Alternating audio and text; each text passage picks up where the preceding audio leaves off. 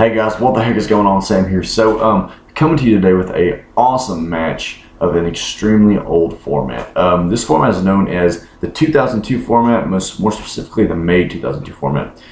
This is a extremely fun format to play in, as you guys are going to see probably over the next 30 or 40 minutes, or however long this match actually was. Anyway, so it's extremely fun, and this is probably my favorite format of all time. What it is after the card game had come to North America, or the TCG, they put a few restrictions on some stuff. Like they obviously bumped Pot of Greed, Change of Heart, stuff like that to 1, then bumped a few other things down to 2, and then they released the LLB, the Starter Deck Yugi, and the Starter Deck Kaiba. And this is really whenever Yu-Gi-Oh started to become competitive in North America, for a lot of different people. It's when people started holding tournaments at stores. It's when I first got into the game.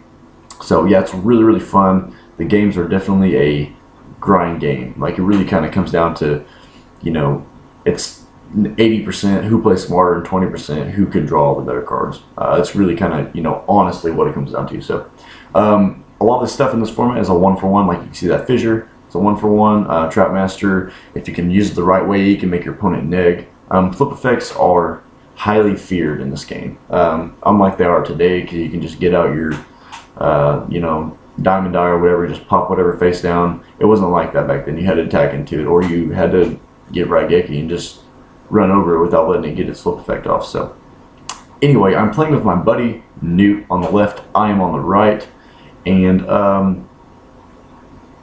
pretty much what he did at the very beginning is he summoned Hain in attack mode just to get that extra damage in, because it would really kind of slow down his game state, really just kind of setting it because I didn't have any monsters on the field. And I play Swords Revealing Light. Everybody knows that does stalls out for 3 turns. And then the best +1 in the game you can get, Pot of Greed. Really, really good. So I cannot draw into a monster to save my life.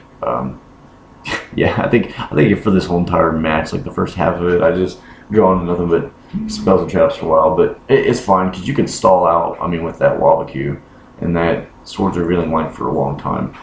Swords is really powerful for this format more than any other format, just because people maybe run 1D spell, if that, in this format. There's no such thing as the MST. That didn't come out until Magic Ruler, which is later on. Yeah, so whenever they play Swords Revealing Light, it really just kind of stalls out the game. It's like 3 one-day apiece, unless somebody can figure out something. So Trap Hole. Trap Hole obviously is just your 1-for-1 for your opponent's humongous monsters. I try to do my best not to waste Trap Holes on a Neo or a Battleox, unless I absolutely need to. I try to knock out their summon skulls and their legends, because you can, if you draw into a legend, you can just run over it, or if you have one in hand, you can just run over their other stuff. So yeah, like I said, I try not to waste it on the 1700 beat sticks, but sometimes you have to keep from dying or something. So Swords Revealing Light is gone, and I have Wabaku, Trap Hole, Giant Soldier of Stone, and currently I'm at 7550, and Newt is still at 8k. So Newt's a good buddy of mine. He is probably one of the best Blackwing players I know. He's another rogue player. Me and a lot of my buddies all play rogue. I think I recently uploaded some duels with like Watts, Raid Raptors, Fluffles and stuff. We all like meta, but there's just a lot of people on my team, and a lot of people that I just hang out with in general that play rogue. So it's really fun to play rogue, and especially in this format too. This format's just so fun to play. Yeah, the games last, like I said, for a while, and it's not because they're OTK decks and there's so much to do and there's so many plays that can be extended and blah blah blah. It's really not that. It's just the fact that it's such a grind game. It really comes down to who can make your opponent neg, just because everything is such a 1-for-1. So as you can see, I have 7 or 8 cards in the grave, all literally from 1-for-1s, almost, except for that Pot of Greed and Swords. And then our life points are barely skimmed, either one of us. So in his hand, see what he's got. I'm not sure what he's playing right now in this format, or not this format, this turn. He sets 1. I want to say it's a Man-Eater Bug. Drew into another monster finally. Drew my Battleox. Battle Ox go 1700 attack. He's pretty good back then. So attacks into that, and it's a Man-Eater Bug. So obviously Man-Eater Bug is really good this format. Just a 1-for-1 can destroy any monster that dares to attack into it, including Summon Skull, Blue Eyes, all that good stuff. So Battle Ox attacks me directly. Nope, Walku. So that just kind of stalls out for a little bit. Drew into a Hane. I'm pretty sure I will set that. Actually, we also, yeah. Okay, I'll probably set it after the Fissure, the Hane, and then I set the Wabaku just in case he pulls out like a Raigeki or Dark Hole or something, just for that extra backup. You try to keep hand advantage, but you don't want to keep too much hand advantage because your opponent can card destruction you at any time. You want to try to usually set a lot of your spells for bait out people's Trap Masters and stuff. So Hane effect was activated because the Sword's Revealing Light. I targeted itself so I can bring it back up to my hand because I can't attack anyway, and he doesn't have a monster on the field. So yeah, I brought it back up to my hand so I can reset it later. So he brings out the Lajin, and I believe he's going to try to attack with it, and I Wild Cube. Back to my turn, and I'm going. I want to say probably set the Hane again because that Neo can't beat over Lajin, obviously. Neo plus the reinforcements would be able to, but. So he attacks with Lajin. Until Void getting more damage in, I return the Neo up to hand just because Neo obviously would be able to attack, and Lajin already did attack, so it kind of just, that card kind of just stalled out for a little while. And that's another really cool tech to do if you're trying to stall with Man-Eater Bug or Hane. If your opponent has 2 monsters on the field, you can obviously like target the other monster, so it kind of deflects 2 attacks, so to speak, and it kind of sets your opponent back a turn because they're going to have to resummon the monster they just summoned. So that's why I run 2 Hane in this deck. And I like Wall of Illusion, but I don't run as many copies of Wall of Illusion as everybody else does because you never want to see the 2. Plus with Hane, you get to choose, and it's all optional and stuff. And I think this is probably where he's going to get some damage in.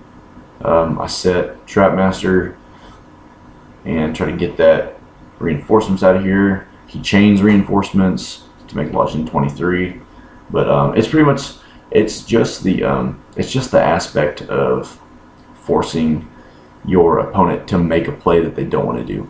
And why I'm saying like this format is good when in teaching, for like the upcoming formats, in 2016 that we're in now, like for that one example, you make your opponent burn them when they don't have to. If your opponent, like say they have Cosmos nowadays, and they want to go Farm Girl, and then you activate a trap or something. Yeah, Farm Girl can chain, and you can, summon something from your hand and blah blah blah and whatever. But it's the fact that you're forcing the tap out. You're forcing that to happen, because if it were me, I would not want that reinforcements used right then and there. I usually try to save reinforcements and activate it on a Lajin when somebody attacks into my Lajin with something else, or attacks into my Battle Ox with somebody else's Lajin. I can activate it on my Battle Ox. So I never really want to use it that much, unless I'm kind of trapping my opponent into doing it. So it is the Mirror Force. Back in the day, is the 1-for-1 Mirror Force. Yeah, so it's really fun. Back to the game, we got Neo, Sword Revealing the Light, and yeah. I try to play a aggressive back row style play at first. I try to save my beaters for later. I play a lot of Hane, like I said, and a lot of Trap Master and a lot of Man-Eater Bug. I play 3 of each except for Hane. And why I like that is because early game, it's really good to get your opponent's back row out. Like, he has 1 back row as of right now, and it obviously didn't affect it that much, and that was because, part of that was because my Trap Master had to bait out my stuff, and I had to bait out his stuff, and all that good stuff, whatever. So, whenever you finally see your shot later on in the game, when your opponent doesn't have a whole lot of back row and just like a few monsters on the field, that's when you really go for it. And that's where I'm at in this state of the game right now. So Lajin, yeah, and you're forcing them to activate their Wabakus and stuff. If not, then they're going to die. So it's kind of an open field right now. But the good thing about this format, and the really cool thing about this format, is really any card can change the game state as we know it at any time. He goes D-Spell, and that is not a spell, but he was just kind of trying to see what it is. Change of Heart. Yeah, he was trying to see if it was a Wabaku pretty much, to see if he was going to waste his Change of Heart or not. Lajin steals it. I'll get it back here in a minute. It is the original mind control, brain control, emergency controller, whatever. It's really good. So on top of that, I top decked another Lajin, and he's about to take 36 damage. And I also have a other card in hand. I want to say it's a Raigeki. No, Raigeki's in the grave. This is card destruction. So I activate one card destruction. I always want to set the first one, not only to bait out people's trap masters, but just in case I draw into another card destruction later on. You don't want to use 2 in one turn, just because you neg 2 that turn, and that's just not good to do. So you can just use the other one to, discard for the other one. So he top decks a Dark Hole, and that's crazy. If I wouldn't have drawn into that monster, who would have known how this game would have went? So Wall of Illusion. It's kind of ironic that I use it just for a 1000 attack rather than any other stuff. So Wall of Illusion is a really good card. Like I said, I don't run as many copies as everybody else does. I prefer Hain, but it is what it is in this format. I like it because it's the 1850 and nothing can beat over it that isn't tribute summoned. But it's kind of the same way. That's why I run Mystical Elf and Giant Soldier Stone and all that good stuff. What happened right here was Newt accidentally put 80,000 life points on his, and I'm like shaking my finger like, no, you don't do that. So you tried to trick me. But yeah, he was like, hey, does that look right? And I was like, no. I was like, you got like 72,000 more life points than you should. So open up Pot of Greed, which is really cool. I didn't open up the spells that I wish I would have opened up going second, but it's totally fine. I opened up 6 monsters. Right now, a card destruction would not have been bad. I would have probably summoned Lajin or Trapmaster, and then set that swords, and then activate card destruction, and then drew 3 or 4. Really, if you're going second, first turn you want to open up, obviously, like Pot of Greed, your other cool spells, like your Dark Holes, Raigeki, Fissures, sometimes even a D-Spell if your opponent opens up a Swords Revealing Light. So, like I said, I only run 1 D-Spell, but it's really good to have just in case your opponent is at a disadvantage and you want to keep your advantage, because Swords Revealing Light, in the end, really just kind of makes your opponent draw 3 cards, and you draw 3 cards. It's like 3 days apiece. If you play modern day TCG and the card 1 day apiece, it's like that, but like 3 turns, because there's no card to negate Swords Revealing Light. There's no Magic Drain, no Dark Bribe.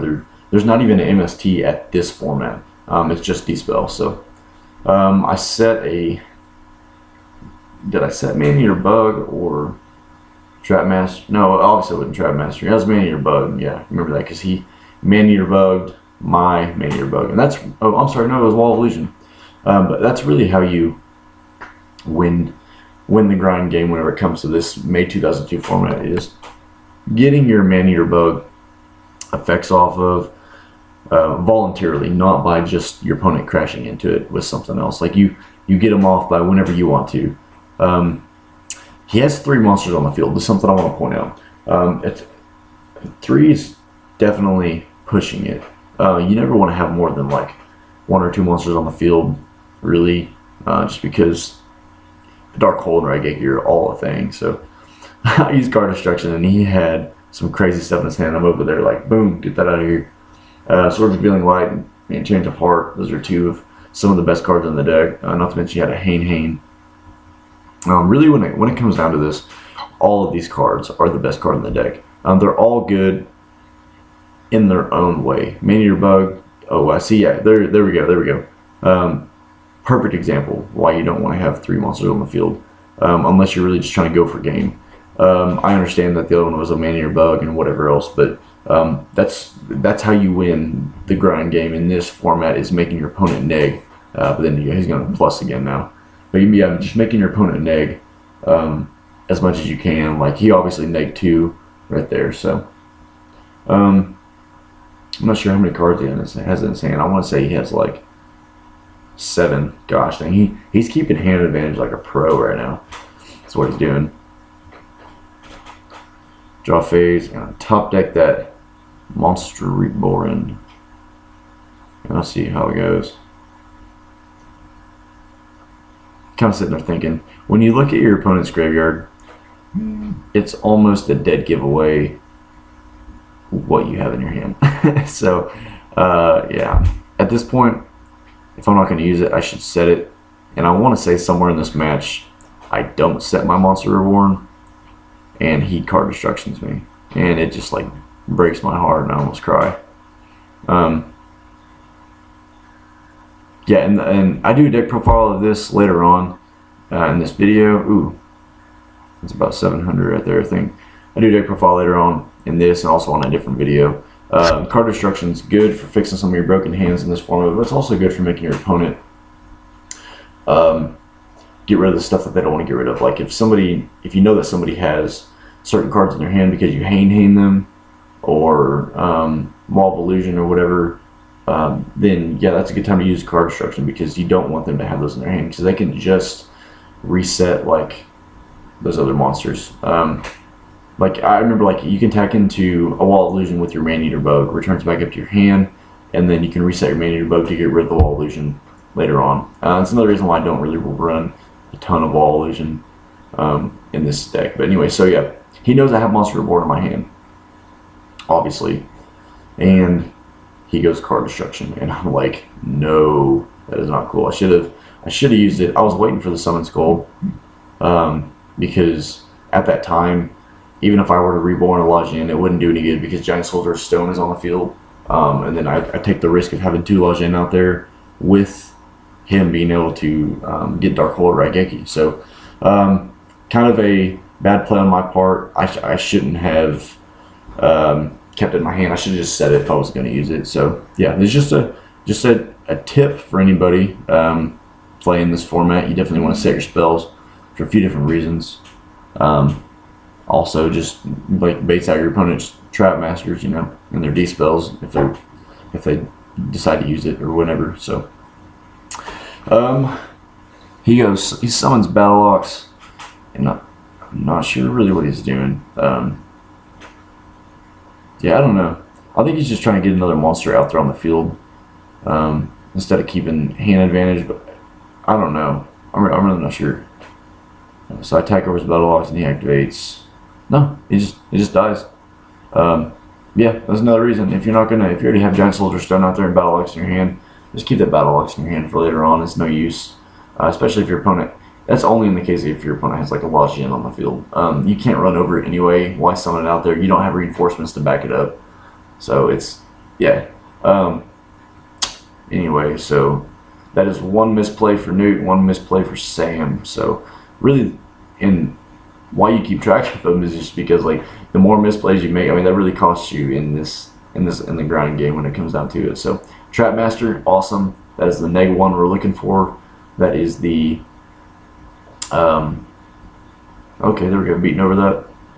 Yep. So anyway, yeah, that's the -1 we're looking for. Using your Trap Master, using your Hane, and using your Man-Eater Bug on your own terms is really the best way to try to get a good advantage in the game. So Dark Hole is real.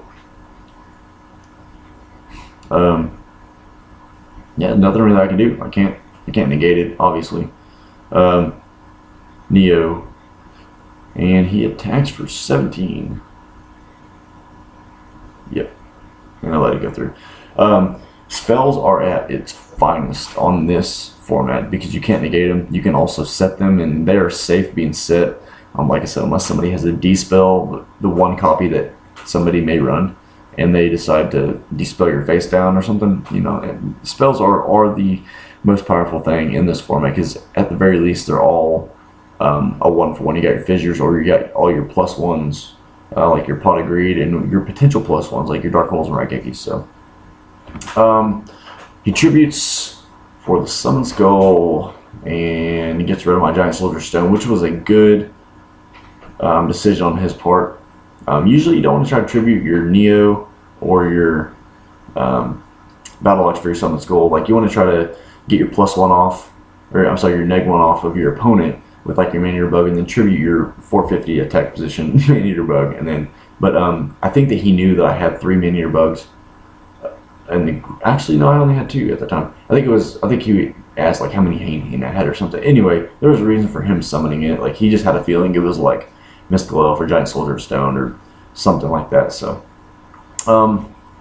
there's the trap hole. Like I was saying earlier, I try not to use trap hole on my opponent's Neo unless it's about to attack my life points directly, because like you could just attack over it with Lajin. There's no use wasting your trap hole on. Yeah, I mean it's good.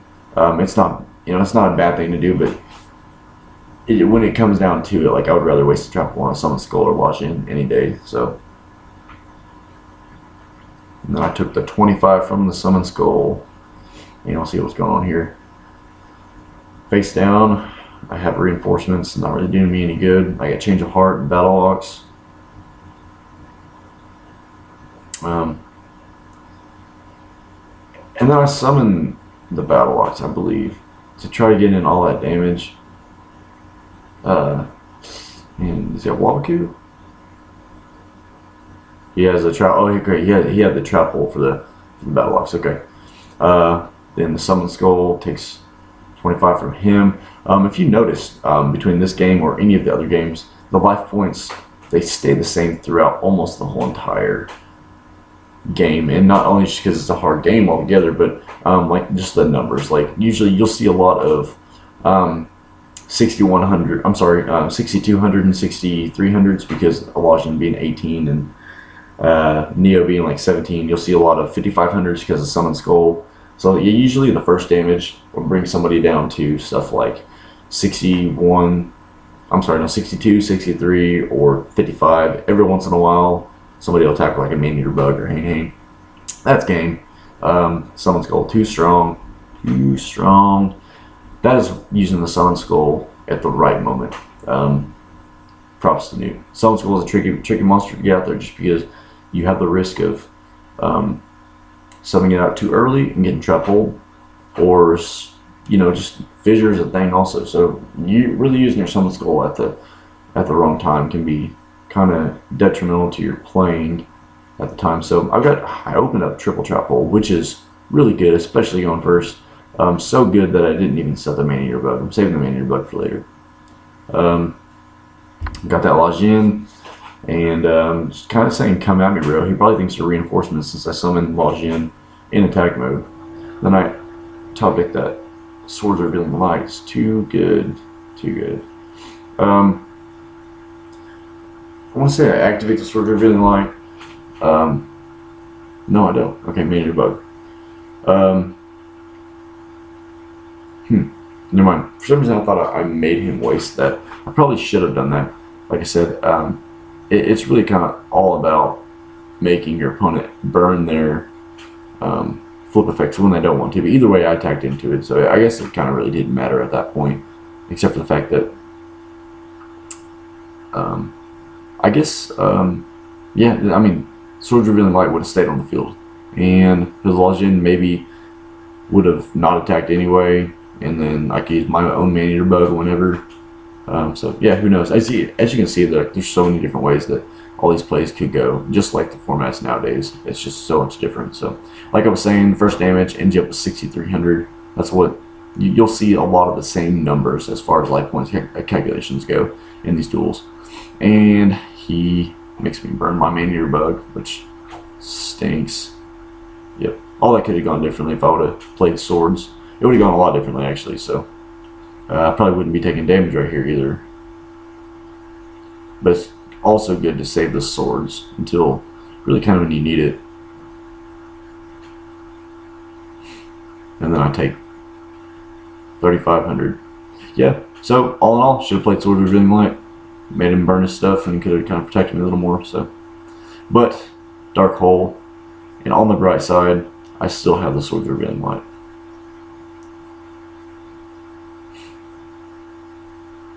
And I think by now it probably would have been used up, but now I have 3 turns. So voila, there we go.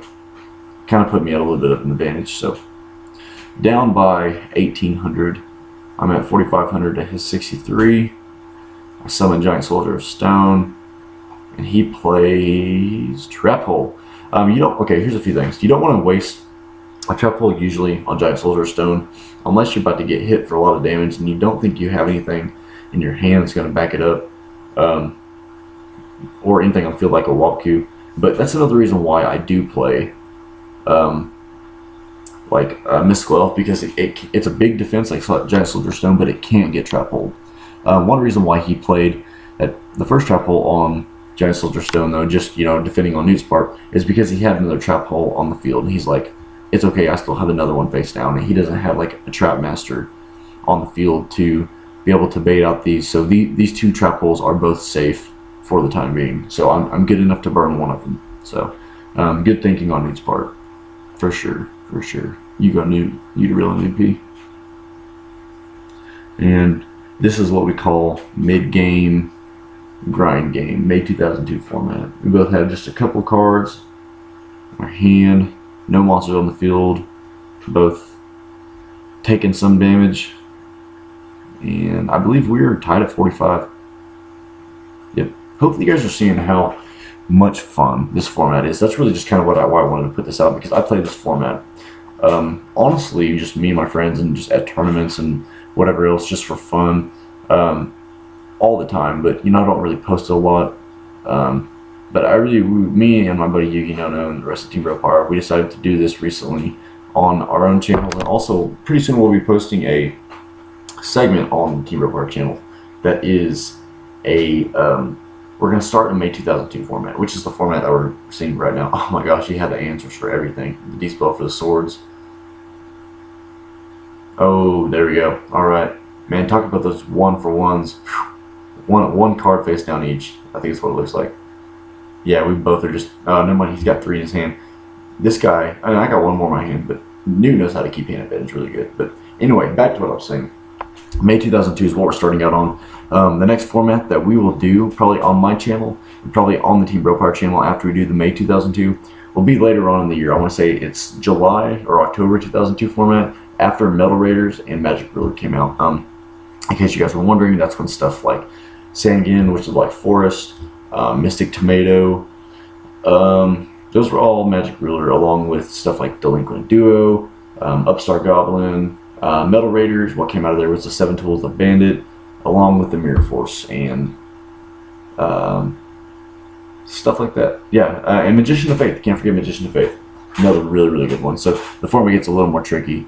But, I mean, we're all extremely familiar with all this stuff. We all grew up playing in this format, I want to say. Anybody that's my age, I'm 22, and anybody that's usually in their 20s playing Yu-Gi-Oh! Like, this stuff just turns out to be so much fun for them. There we go, stop defense.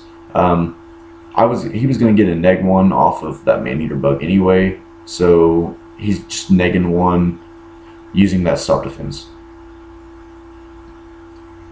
Fissure was not useful at the time because Maneater bug was the lowest attack. Summon Skull was even less efficient, and that Battle Locks though. But now Monster Reborn on either person's side will be able to reborn the Summon Skull. So, say one of the best combos you can kind of do in the game is say Monster Reborn face down, or it's in your hand, or not actually face down, yeah, and then card destruction your Summon Skull, bring it back out of Monster Reborn, because you don't neg at all. Really, you kind of just more or less break even because you're going to use a monster to tribute for Summon Skull anyway. So, and even at that, Summon Skull is just the big powerhouse guy of this whole entire format. Besides the Blue Eyes, but Blue Eyes it's a little bit too many tributes for this format, just for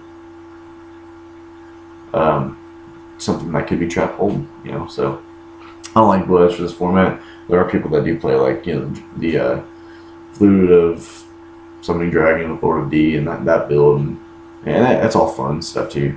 I remember back in the day with this format, Oh, did that just happen? Oh, that just happened. Okay, we crashed. That's a 2 for 2 right there, boys and girls. That is a wow. That was crazy. Okay, so yeah, he crashes Neo with battle locks, and then we both activated reinforcements. That was cool. Um, I don't even remember what I was saying. Oh yeah, back in the day was whenever people used to side D spells, dragon capture jars, and just desserts, just in case you went into time in this format. So just desserts was a good card. It was just a neg for burning your opponent for 1,000. Sometimes it's good at the end of the game if you want to run one of them. It's good to keep set because your opponent wants to waste their trap master on it, and you can just chain it to get at least 500 for the trap master and maybe something else.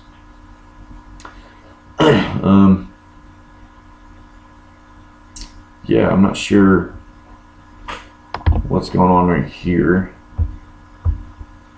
but I am taking some damage. That I am doing. I'm down to 1550 and dude's at 2300. This is game 3, both at 1-1, and this is intense. I want to say that was a wobble cube that I just top decked like a boss.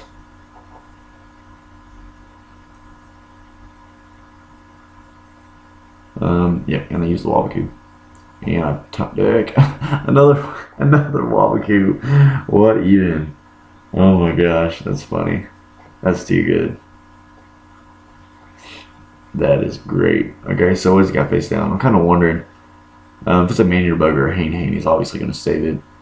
Not too sure. Huh.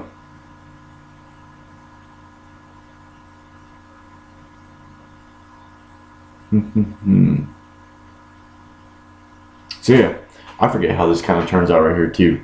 I know who wins. Oh man, that stings. Man-eater bug on my man-eater bug. Yeah, man, I don't know why I put that in the grave. I was like, dude, what are you doing? So yeah, that's how you win these games, man. Is you just you make your opponent burn their flip effects, or just not use them at all. Period. And then I have to waste my other wobble cube. That's really what. Okay, I'm gonna tell you. That's really what wins Newt the game right there, is burning his man-eater bug on my man-eater bug, because at that I would have been able to right on dispelled an actual spell face down, but burning his man-eater bug on mine so that I wouldn't be able to. What's he got? Trouble. Oh, and he's got trouble. He's got all the answers. So yeah, burning that on there so that I couldn't attack into it and get rid of his battle axe, because that battle axe being on the field right now really is what wins him the game this turn. And I just flip Summon Skull over with reinforcements and say, hey, I can't do anything. So anyway, deck profile is coming up next. I really hope you guys enjoyed this. Hope you enjoyed seeing how long these games take. Like I said, it's a really, really fun format. Anyway, in the meantime, check out Team Bropire, and yeah, thanks for hanging out. We'll see you guys.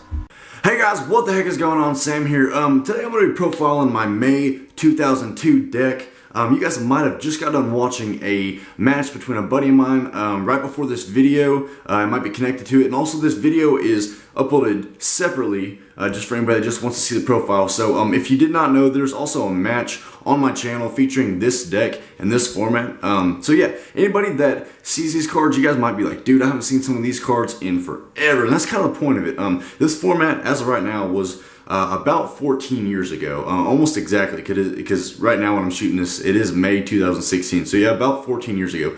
This was the TCG's first structured ban list that we got. You know, whenever the card game first came over here in early 2002, there was no, ban list or anything. It was just kind of free for all. You could play triple Pot of Greed, triple Raigeki, triple Change of Heart, and you guys could probably see how hectic it was. But they had to put some kind of structure to it, and this is really whenever Yu-Gi-Oh became competitive for a lot of people, including myself. It was around this time 14 years ago. So anyway, like I said, some of these cards are cards you probably haven't seen in forever, which is really kind of the beauty of it. And this format alone, I think it's really healthy for players to play this format and other formats like GOAT format, just because it really teaches you, I mean, not only the game, we all well, most of us really know how to play the game, but just kind of like the basic 101, and it really kind of helps you with stuff like, you know, deck building and just playing and just logistics and everything in general,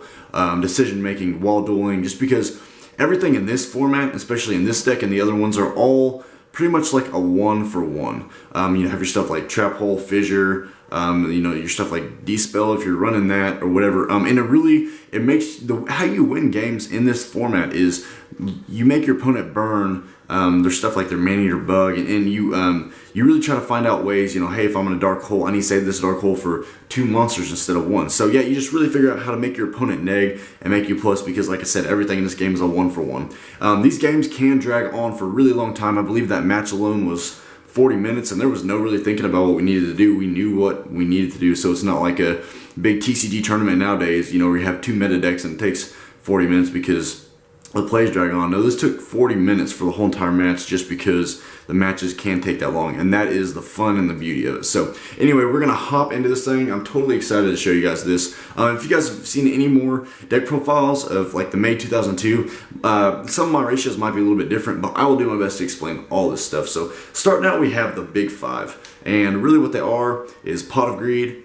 Change of Heart, Raigeki, Monster Reborn, and Dark Hole. Now these are the big 5 that were pretty much limited a few months after the game came to North America, because they said, dude, these cards are so good that people should only really be able to run one of them, and that's totally understandable because, you know, when you ran 3 Pot of Greed, that was just stupid. So yeah, Pot of Greed, obviously draw 2 cards, and this probably, I would go as far to say that it's one of the least most powerful out of the big 5. So yeah, the big 5 or the power 5 or whatever you want to call them. These are, you always want to try to open up one of these cards, especially if you're going second, even if you're going first. Like opening up a Pot of Greed going first is really, really good, because this is the format where you start out with 5 and then you draw your 6th one on your first turn, and you have so much stuff like your Trap Holes and your Man-Eater Bugs, and just being able to draw into that kind of stuff really just put your opponent at a disadvantage going into their first turn.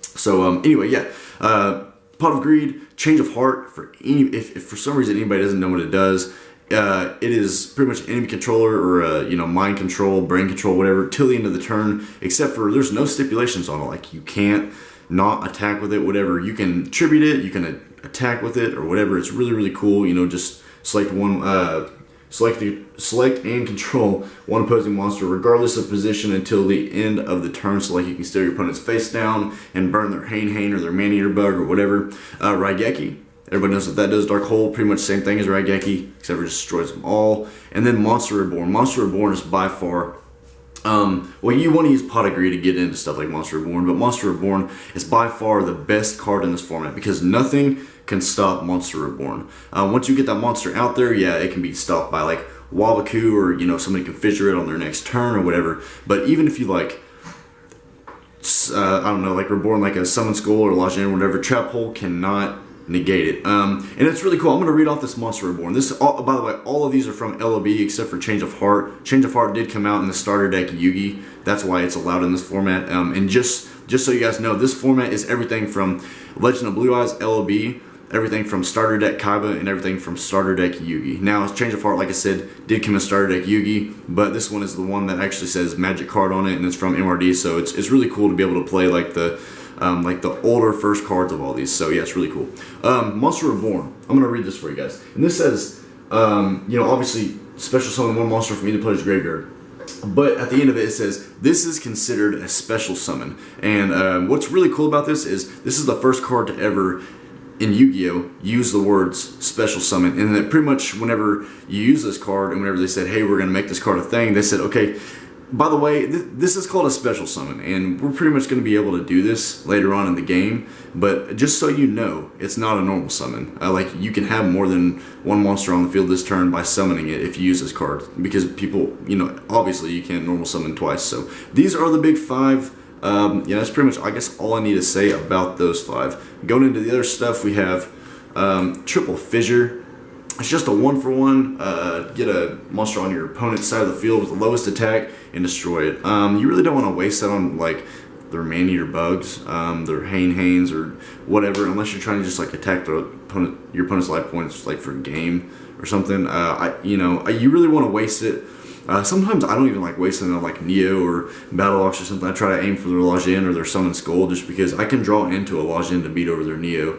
And it really just kind of depends. So yeah, triple Fissure, it's just your 1-for-1. And like I said, a lot of this stuff in this format is a 1-for-1. So it really kind of teaches you to really how to get card advantage and really make your opponent neg off of stuff. So Fissure, triple of it, obviously. These are the 2 sets of cards that are at 2. Card Destruction and Swords Revealing Light. Card Destruction is a neg 1, like if, you know, obviously if you have 5 and use this, you can only draw 4 other ones.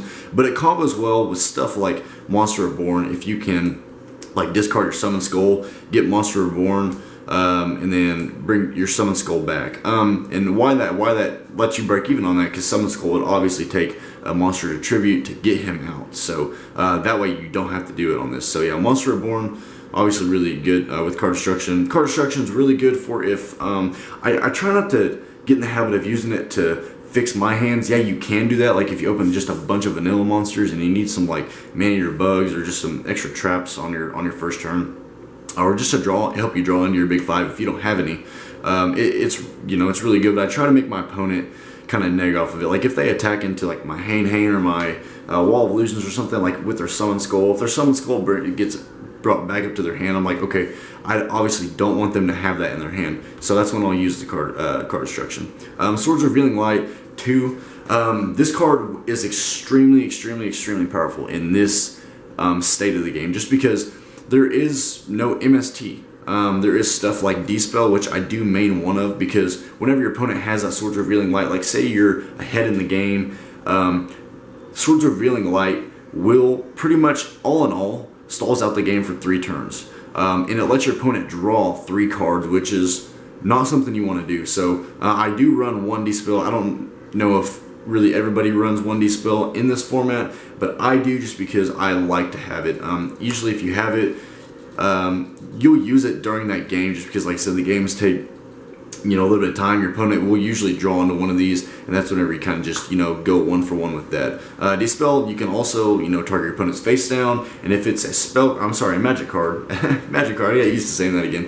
If it's a magic card, then you can destroy it. If not, if it's a trap, like say you target this, and then okay, and you're like, well, okay, well they have a trap hole, so I know what to play around now whenever I go into that. So yeah, double Card Destruction, double swords, and 1 Dispel, and that is it for all the spells for this format.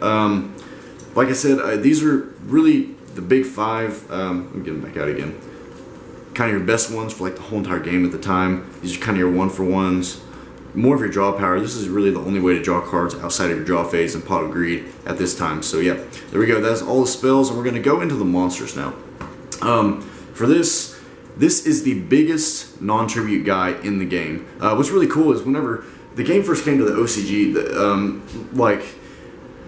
the monsters really kind of inclined very slowly. I want to say at a time it was like Silver Fang, Who Tossed Me Giant, and a few others that at their 1200, and they were the most powerful monsters in the game. And then along came like, you know, Celtic Guardian, Rogdoll, and all that other really cool stuff. But whenever the game was brought to the TCG in America, they just flat out gave us an 1800 right off the top, and so it kind of really surprised a lot of people at the time. So yeah, Lajin obviously run 3.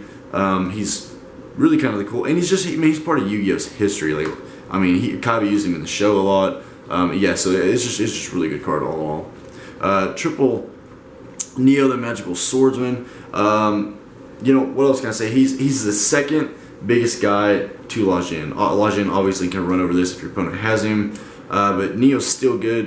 Him and Battle Ox are the other 2 really just kind of big vanilla beat sticks. I only run 2 Battle Ox because I run an extra different other monster, and I'll get into more of that here in a little bit. I like to play more of a strategical game whenever I'm playing this format, so I feel like, you know, 8 vanilla beaters is enough, because that is 20% of your deck as it is, and I know that this format is really a whole lot of beat sticks and stuff, but if you can use your other stuff to really just kind of protect those monsters, then I think you're just as good, better off.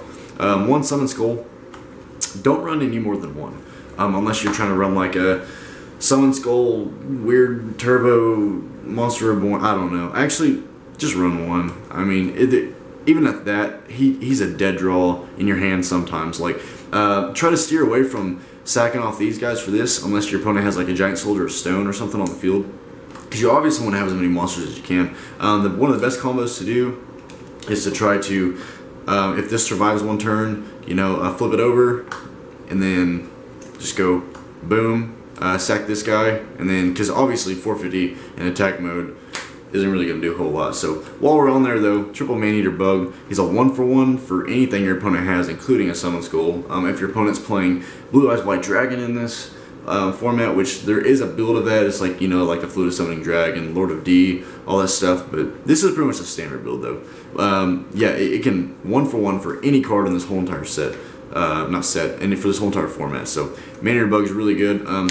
He's kind of struck a lot of fear into a lot of people in this format because people will also bluff when it comes to this game for this format, just because like Man-Eater Bug, like just it being like a flip effect monster. You know, I remember like, you know, setting like Battle Ox or something like face down defense, and people being like, well, I don't really want to attack into it, and it really just helps you bluff. So triple Trap Master. I did this run this at 2, but I took out 1 Battle Ox, 4 Trap Master, just because you know, I didn't want my stuff getting trap hole too much. And trap hole is really kind of like the best trap, I feel like, in this state of the game. And I really just want to kind of try to bait that stuff out. And it helps me, you know, get rid of my opponent's traps. So therefore, I need to run 1 less vanilla monster, or just 1 beat stick, just to, you know, avoid getting clogged and stuff. So yeah, triple Trap Master. I run 1 Mystical Elf and 1 Giant Soldier of Stone, not only for the fact that I really like Mystical Elf,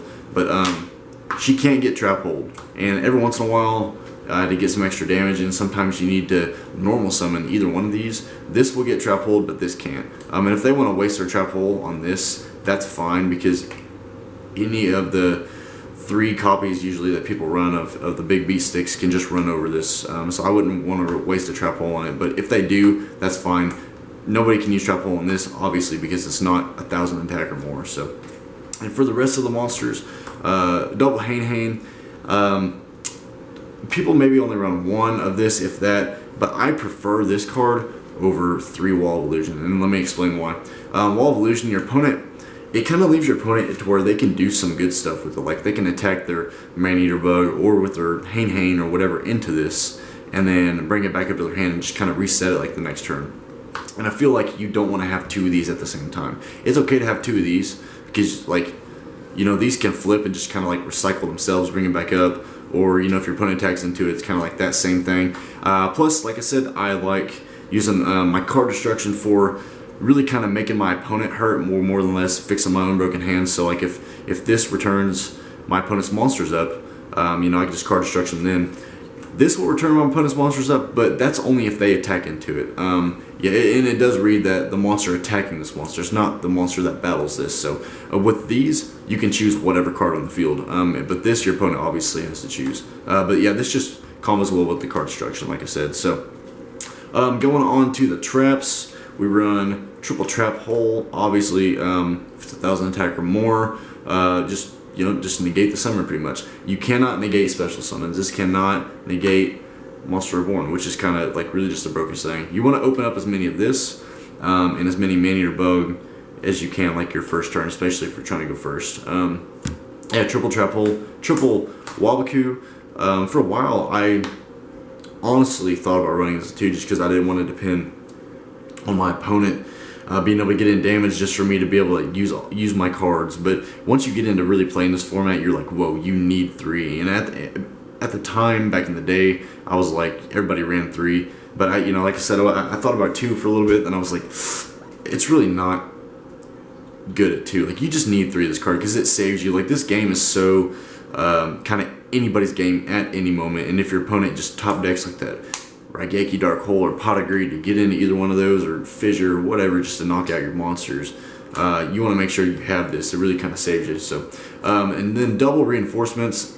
I only like it at 2. I don't like it at 3, just because you don't want it. You don't want 2 at the same time. Really, you don't want 2 of this at the same time. But it's not bad to have it because it'll replace itself. Like it'll just stall you out that other turn to get that other card anyway. So, and you want to have as many trap holes as you can because you want to get rid of your opponent's beat sticks. So, anyway, that actually is 41 main deck. And why I like 41 is just because the other day whenever I was playing this format, I decked out, and then a buddy of mine also decked out later on that day, and we, so I was just like, well, it's probably not a bad thing to, run more than you're supposed to, just because, I mean, yeah, it throws off the consistency by like one card, but really kind of like the standard build is the standard build of this. There's no searching in it, and it's really kind of what you draw is what you draw. So one card, I feel like, hurts this format less than any other format after if you're running 41. Plus you want to try to avoid getting decked out. So anyway, yeah, that is the deck, and let me know what you guys think. And if you guys like this, feel free to play it. It is, like I said, really fun. It really helps you out with your deck building and your playing mechanic, and you take this stuff and then you really kind of like apply it to your nowadays Burning Abyss or Cosmo or whatever the heck you're playing to make your opponent neg, and to making you plus, and it really just helps you think about the game a little more. So anyway, yeah, till next time, we'll see you guys later.